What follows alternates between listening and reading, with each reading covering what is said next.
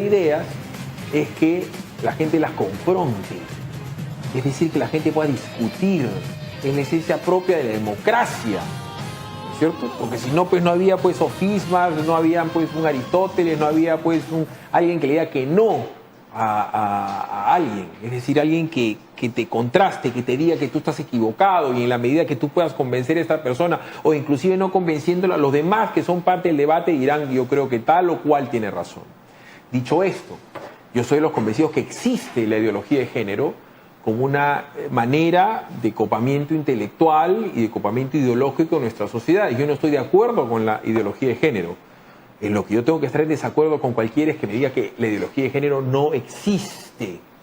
Existe, y nos las han querido nosotros contrabandear en el Currículo Nacional de la Educación, en la última ley con respecto a los agravantes por crímenes de odio, que ciertamente no existen en la terminología forense del Código Penal peruano. El libro negro de la nueva izquierda, escrito por Nicolás Márquez y Agustín Laje, creo que es texto ineludible para poder entender la existencia o no de la ideología de género. Nicolás, ¿qué tal? ¿Cómo estás? Un placer y muchas gracias por este espacio. Agustín. ¿Qué tal, Philip? Muy bien, muchísimas gracias. Agustín, tienes nombre... De santo. Nombre de santo. Cosa que no soy, Cosa por ahora. No, correcto. Bueno, San Agustín murió sin saber que era santo. Así es. Existe la ideología de género. Yo entiendo la ideología de género como una expresión intelectual que hace pensar a los seres humanos como ideología, porque la ideología está hecha para ser divulgada, que la sexualidad es una construcción cultural y que uno puede asumir masculinidad o feminidad según su libre albedrío, su convencimiento o su cultura. A ver, así lo entiendo yo. Es eso, la ideología de género es la concepción anticientífica de nuestra sexualidad que la desarraiga de toda naturaleza para dejar la explicación simplemente a la cultura. ¿Por qué anticientífica? Porque sus postulados van a contrapelo de las ciencias médicas, biológicas, fisiológicas, anatómicas, morfológicas, neurológicas, etc. Esto es anticientífico. Es decir, cuando uno tiene algún tema con su cuerpo de salud, va a un médico, no va a un ideólogo de género. Los que conocen nuestros cuerpos son ellos. ¿Existe la ideología de género? Claro que existe. ¿Es intelectual? Claro. Esto se ha creado desde las aulas, desde las universidades. ¿Cuándo? Más o menos en la década del 60. Es decir, esto es un proceso que recién explota ahora. Nicolás, esto no es un tema peruano. Acá se ha estado discutiendo a quienes, como en mi caso, combato la ideología de género por convicciones intelectuales, no religiosas, sino intelectuales. Me dicen que soy homofóbico, soy conservador, soy cucufato, soy del Opus Dei, soy odiador, busco la violencia, soy misógino, etc. ¿Algo nuevo en la calificación de las personas que estamos en desacuerdo con esto, o esto pasa en cualquier lugar del mundo? En cualquier lugar del mundo. Lo que pasa es que la ideología de género, entre otras de sus características negativas, es una ideología autoritaria. Por eso todo aquel que se le opone o que la cuestiona es víctima de un linchamiento de epítetos, de etiquetas, de estigmas, o de un linchamiento judicial, tal como se está pretendiendo, por ejemplo, en Perú, de criminalizar a todo aquel que no se someta a la ideología de género. No es solamente un club de tontos que se autoengañan entre sí. Es un proyecto político, ideológico, autoritario, porque de alguna manera detrás de la ideología de género está la izquierda. Y la izquierda ha sido históricamente autoritaria, es su esencia. Y la ideología de género es de alguna manera una de las caretas que utiliza la izquierda para seguir su militancia en el siglo XXI después de tantos fracasos en el siglo pasado. Y fíjense que la ideología de género no es ni sólida, ni líquida, ni gaseosa. Es coloidal y siempre toma la forma del recipiente que la contiene. Sea para el tema del Currículo Nacional de Género, siempre entrecomillado, sea para la ley de las agravantes judiciales para con los crímenes por temas sexuales, sea para las cuotas de género en los partidos políticos y en los lugares supuestamente elegidos. Parte de la psicología del modus operandi del comunismo acá o en el mundo es la agudización de la contradicción. En la pausa, Agustín tomó parte de este vaso. Este vaso estaba lleno. Ahora está medio vacío o le falta llenar? Agustín me ha discriminado porque tú eres argentino y eres rubio y eres peruano. ¿Estás haciéndome saber que el agua peruana es cochina y no está al nivel del agua argentina? El agua Villavicencio es mejor que el agua peruana. Yo soy sambo, tú eres blanco. Yo soy hincha de la U, tú eres de Estudiantes. Hay miles de maneras por las cuales nosotros nos podemos pelear, ¿cierto? Yo puedo agudizar la contradicción al máximo contigo, ¿cierto? Yo soy Nicolás. Correcto. Yo simplemente tomé un vaso de agua. Sí, agradezco la amabilidad de que me lo ofrecieron y bebí un sorbo como porque recién había hablado. Ahora, si queremos buscar el conflicto, siempre vamos a encontrar argumentos para artificializarlo y llega un momento en el cual el conflicto se genera y se enardece la sociedad, se dividen las aguas, pero son conflictos que no surgen de una necesidad natural, sino que son artificialmente forzados por intereses que obedecen a una ideología dialéctica, como lo son las ideologías de izquierda, ayornadas a las formas del siglo XXI. Digamos que lo que antes era un conflicto de clases, en teoría, hoy se buscan microconflictos a nivel cultural, a nivel interpersonal e intrafamiliar. Hay que sembrar el conflicto. El conflicto es funcional a una revolución en estado potencial.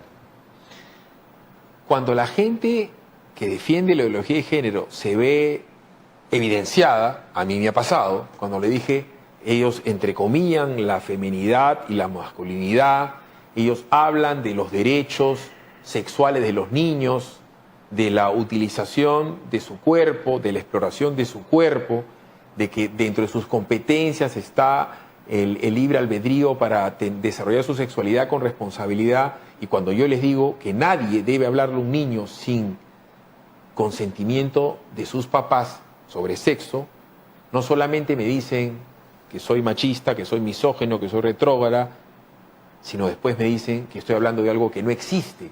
Es decir, como no hay Argentina, no puedo hablar contigo porque los argentinos no existen. Es un absurdo. Esta cuestión de los niños es específicamente dura, ¿no? Porque ya sobre los niños escribían las feministas de los 70, como Shulamit Firestone. Es decir, estamos hablando del corazón de la ideología de género que, como dijimos hace un rato, se cultivó en la academia de aquellos tiempos. Firestone, en la dialéctica del sexo, anunciaba que después de la revolución del feminismo, la liberación sexual iba a ser tal que los adultos iban a poder tener sus relaciones sexuales con los niños.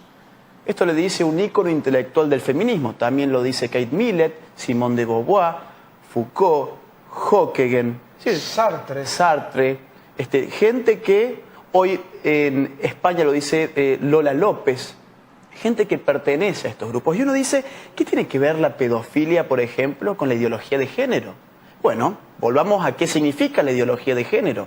Ideología de género es la concepción anticientífica de nuestra sexualidad que lo reduce simplemente a un dato cultural. Y como la cultura es construcción humana, ¿dónde ponemos los límites entonces? En los fundamentos de la propia ideología de género está la destrucción de cualquier límite a la sexualidad, incluida lo que ahora llaman sexo intergeneracional, porque acá también hay una guerra de palabras.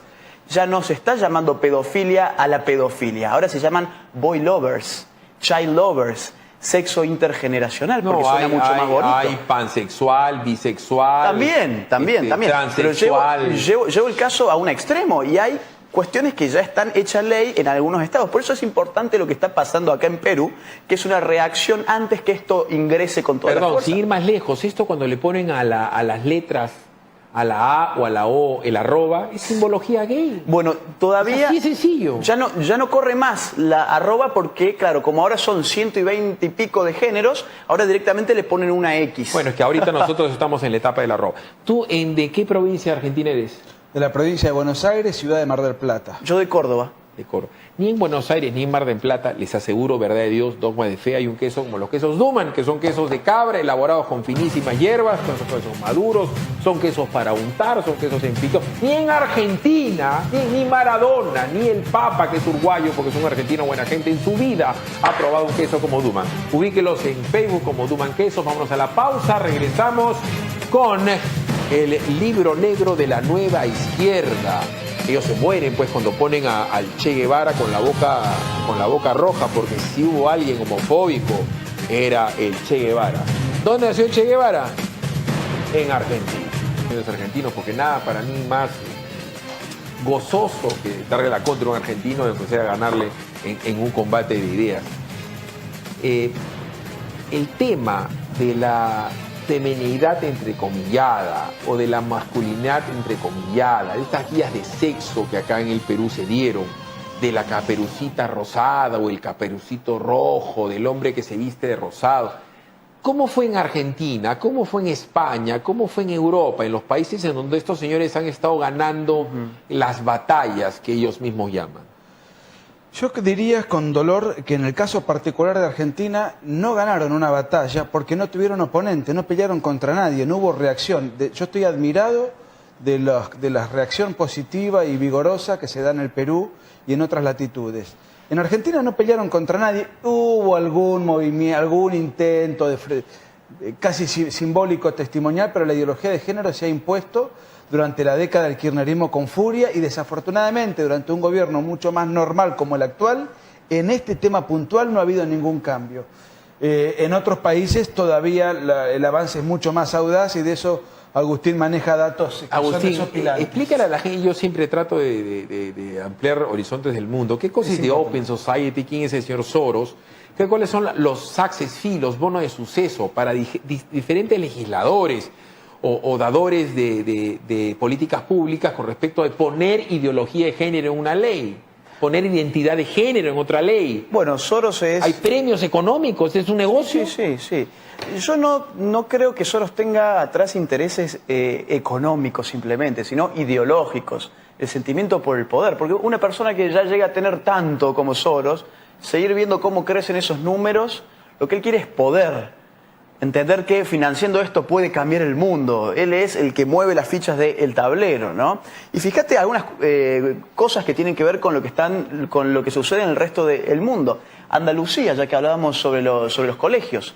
En los colegios hoy está prohibido que los chicos digan la palabra alumno, investigador o profesor. Y vos me dirás, entonces, ¿qué tienen que decir? Bueno, el profesorado, el alumnado, el personal investigador. O sea, despersonalizar. Quitar el género. En el País Vasco se está pidiendo una ley para eliminar el fútbol, que hablábamos hace un rato contigo en el corte de fútbol, eliminarlo de los colegios, porque dicen, y cito, que territorializa con criterios de género el espacio recreativo. Volvemos a lo de antes, crear el conflicto donde no lo hay. Cuando yo era un poco más chico, podía jugar al fútbol mixto. Las chicas en Córdoba juegan a las ligas de fútbol para mujeres, no hay ningún problema. No es el deporte del macho, del patriarcado. Acá había una ley que decía que una persona que asesina a otra, le hace daño a cuerpo y vida de salud por motivos sexuales, será considerado un agravante. Sí. Y cuando han querido contrabandear y han puesto por identidad de género o por género, y les han dicho, no, eso no se puede. Ah, ya, eres homofóbico, odias a las lesbianas, eres misógino. Una batería. Entonces todo el mundo retrocede y se asusta porque te gritan que no eres políticamente correcto. Te tiro un dato peruano, porque en víspera de este viaje nuestro uno se empapa y trata de informarse. Hay una organización pro aborto y pro agenda de género, Promsex, que supongo que conocerás. Por supuesto, es financiada por Planet Parenthood, que es gente que hace negocio vendiendo órganos de niños muertos. Correcto, claro. Bueno, está toda la internacional interconectada. Esta organización denunció en su página oficial de internet que entre el año 2013 y el año 2016, aquí en Perú, fueron asesinados 38 personas homosexuales, o sea, 38 casos de homofobia. Ahora bien, es una homofobia bastante rara porque de esos 38 casos, 20, el victimario, es decir, el asesino ha sido, entre comillas, el novio, que por cuestiones de celos, pujas, histeria que desconozco, ha matado a su propia pareja. Una homofobia bastante rara en la cual la inmensa mayoría ha sido su propia, o sea, el victimario es otro homosexual que se peleó con su pareja y enviudó, llamémosle. Claro. Los otros 18 me van a decir... Los otros 18 fueron robos azarosos en donde la víctima robada... no es un machista desgraciado que ve a un homosexual, un afeminado, va y lo mata. La homofobia sería la violencia llevada adelante, movilizada por el odio al homosexual. Pero sin embargo, estas organizaciones engañosas, mentirosas y falaces que alteran las cifras, muere un homosexual y dicen, es homofobia, sin saber si lo atropelló un colectivo, si murió por celos con su pareja, o si fue un robo o una No, y situación además, cualquiera si sea. supuestamente ellos creen en la libertad y en la igualdad de las personas, deberían defender, por dar un ejemplo, la libertad de credo. Yo no he visto ni una sola vez, un plantón gay o una protesta gay o un gay parade frente a una mezquita. Nunca, ni una vez. Nunca van a ir al Muro de las Lamentaciones en Jerusalén a burlarse. Nunca van a ir a una iglesia ortodoxa en Rusia. Nunca, jamás van a ir a un templo budista en China a burlarse de los sacramentos o de las actividades religiosas de ellos. ¿Por qué eso pasa en América Latina? ¿Por qué van a chapar a la puerta de la Catedral de Lima y no se van a una mezquita? Bueno, eso es simple, eso es porque estamos en una lucha cultural, no es una lucha por el homosexual, no es una lucha por la mujer, es una lucha contra la cultura de Occidente y contra el sistema valórico de Occidente. Entonces, para dar una guerra cultural, uno tiene que destruir aquellos órganos de socialización de esa cultura. La iglesia es uno de ellos, la familia es otro, la escuela son otros, los medios son otros. Entonces, por eso, si ellos realmente estuviesen a favor de los homosexuales, de las mujeres, tendrían que ir a hacer las manifestaciones, por ejemplo, contra la embajada de Irán. No contra la Iglesia Católica, que uno puede entrar o no puede entrar, puede creer o no puede creer, porque para eso somos libres, ¿no? Pero a ellos no les importa eso. Y lo mismo que dice Nico pasa con lo que acá llaman feminicidios. Esta idea de, bueno, cuando un hombre mata a una mujer, hay un feminicidio, en tanto y en cuanto, y esto es lo que nunca se repara, en el móvil del hecho exista odio de género hacia esa persona por lo que Yo no representa como género. conozco mayor odio que el matar a un inocente que ni siquiera ha nacido. Exactamente, y todos Es estos el son aborto. pro aborto. Todos... Perdón, las mujeres las que defienden esto y están en contra del feminicidio, los que están de acuerdo con la ideología de género y están en contra del feminicidio, que es una barbaridad, rarísimamente están a favor del aborto, y el 50% de los seres humanos que se matan son mujeres indefensas que nunca le han hecho nada a nadie, que tienen la desgracia de tener un padre violador, por dar un ejemplo, ¿no? Pero es realmente una movida cultural muy, muy escabrosa y retorcida. Ah, claro, ¿no? Que, digamos, acá estamos en contra que se mate a cualquier persona. Claro. Porque ahora van a salir, oh, son unos misóginos, miren los que dicen. El vaso medio lleno, medio vacío. Ahora bien, cuando dicen, acá hubo un feminicidio, yo quisiera saber quiénes son los peritos psicológicos que han encontrado en los móviles de ese accionar criminal odio de género. Lo que se está tratando es crear una sensación de lucha de sexos. Correcto. El libro negro de la nueva izquierda, Ideología de Género o Subversión Cultural, Nicolás Márquez, Agustín Laje. Entiendo que va a haber una presentación de ustedes en dónde se les puede ubicar, dónde podemos ubicar el libro. Mañana hay una presentación, pero que se agotaron todas las entradas, de manera que felizmente se agregó una segunda fecha para el sábado 22 de abril a las 8:30 de la mañana, pero ya se ha vendido más de la mitad. Avenida Gregorio Escobedo, 598 Jesús María. Gregorio Escobedo, 598 Jesús María. Y las ventas de las entradas se pueden conseguir en Tu Entrada, en el sitio de Tu Entrada, en Plaza Vea y en Vivanda, según me pasaron el machete, como decimos en Argentina. Está bien, hablando de machete, el equipo más machetero de la historia argentina es Estudiantes de La Plata. Ah, qué malo. De todas maneras. No podés terminar la nota sin pelear. Lo llevas en tu ADN, evidentemente. Es tu combate. Por eso se llama combate. Además, siempre es bueno en la vida joder a un argentino. Ustedes nos han jodido tanto, hermano, que es un acto de fe. Pero nosotros venimos de ser jodidos 12 años por el kirchnerismo. Estamos acá en un país libre, democrático y que te metés con nosotros que somos víctimas. Mejor nos vamos al corte, porque el Papa, has de saber, es uruguayo. Es un argentino buena gente, tiene que ser uruguayo. Vámonos a la pausa. Esto es Combaters por Willax.